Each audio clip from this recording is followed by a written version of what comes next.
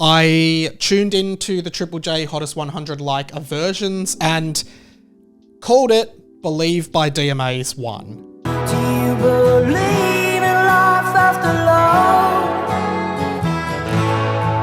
I can feel something inside me say, I really don't think you're strong. Believe by DMA's One won the Triple J's Hottest 100 like versions, and honestly, cannot think of a more deserving winner. That is the best cover that Like a Version has ever had on Triple J. Second was Bulls on Parade by like Denzel Washington. I don't even know. I didn't even recognize a lot of them, but a lot of my votes actually, Denzel Curry. I was going to say Denzel Washington. A lot of mine got in. Dumb Things by AB Original got in. Am I Ever Gonna See Your Face Again? The June Rats got in. Yellow by King Stingray got in. Grant Perez's School of Rock cover got in.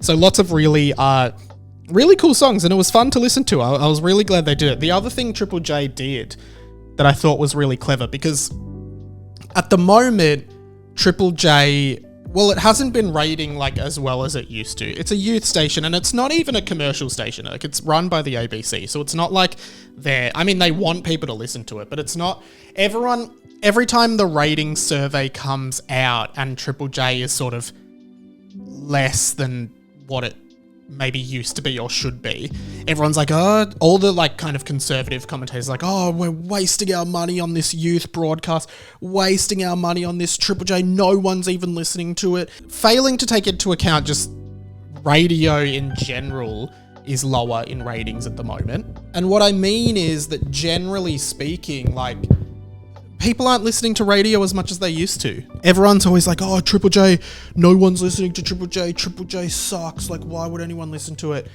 There's so much to comment on with that. And I've worked in radio. Like, I know what it's like from the inside. Ratings are down because there's so much more entertainment available now.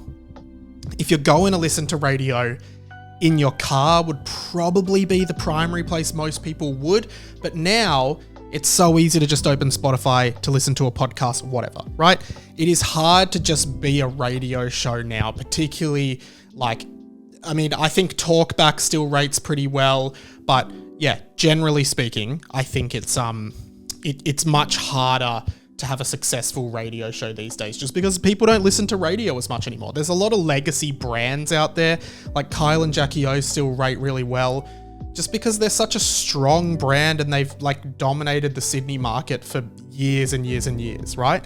But trying to build a new show or trying to have like a niche station, and again, Triple J is not commercial, but what they did during this Hottest 100 like versions that I thought was really clever, and I think they should do it all the time, was they live streamed on YouTube.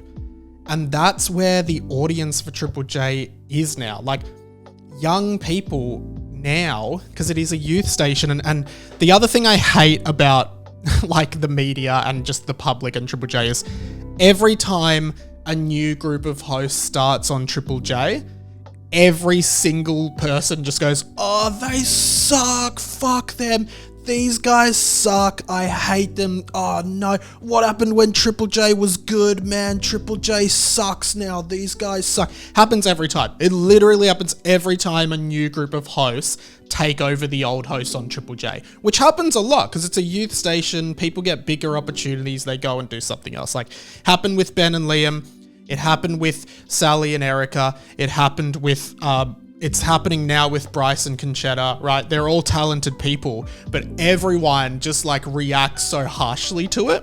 And it's ridiculous because what those people commenting those things don't realize is that they have aged out of Triple J and Triple J is no longer for them. As much as you want it to be for you, it's not anymore. And I realize that. Like, I used to listen to Triple J all the time, particularly in like the Matt and Alex and then the Ben and Liam era. But then I just realized like, oh, it's not really for me anymore. Like, the music doesn't resonate with me, the hosts don't resonate with me, and that doesn't mean they're bad. It actually means that Triple J is a youth station. You're supposed to stop listening around age 24, 25. Doesn't matter if you don't and you still love it, that's great. But you're not supposed to keep listening to it. Like, you can, but you're no longer the demographic. So every time I see a new host come in and they're like, you guys suck. And it happens with everything. But anyway, live streaming on YouTube, the entire Like a Version Hottest 100, I thought was so clever. Sit there, watch it, put it on your TV while you're at home, right? That's how people consume now. Or literally, I just had it on my computer while I was doing other work and emails and stuff or whatever I was doing on the day. Just watching Triple J. I think they should live stream everything, and I think they should go to a more a more online style of radio station. Instead, like, of course, they're always going to have the FM band there and that'll work for them, but having more digital content, online content, and live streamed content on YouTube. Part of me wonders if one day everything is just going to be on YouTube. Like, obviously I'm oversimplifying it, but it's just like, imagine if there was just one place where you could just stream everything live. Like, oh, the footy's on YouTube, here's the footy. AFL's done a deal with Google and now you can live stream all footy matches. Like, it'll never happen, but that would be the ideal for me. All sport, anything you want to stream, it's just all on YouTube. Google owns everything. So simple. Probably terrible for, I don't know, the world and I don't know, consumerism, but like, no, great for a consumer. So those are my thoughts on Triple J. But generally, like, yeah, like, entertainment is so dispersed now. I talk about this all the time, like, with people that you can have like 1 million subscribers on YouTube and you go to a everyday person and go, do you know this person with 1 million YouTube subscribers? And they go, I've never heard of that person. Whereas I feel like back in the day, in inverted commas, if someone was famous, like, everyone knew them. And you look at like people like Hamish and Andy, who I would argue are like household names in Australia. And I reckon they're kind of like some of the last of that ilk. Like, I can't remember who I was talking to the other day about someone that I thought was really famous, and they're like, I have no idea who that is. But it happens all the time.